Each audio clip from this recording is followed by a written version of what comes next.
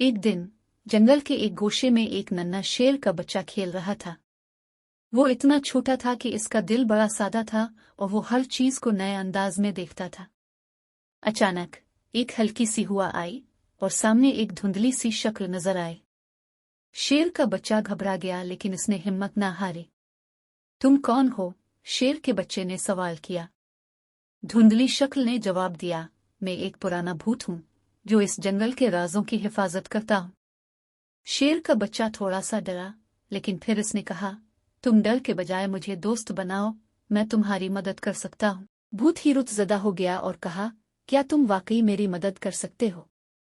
शेर का बच्चा मुस्कुराया, हाँ, तुम मुझे नहीं जानते, लेकिन मैं हमेशा सच्चाई और दोस्ती का साथ देता हूँ।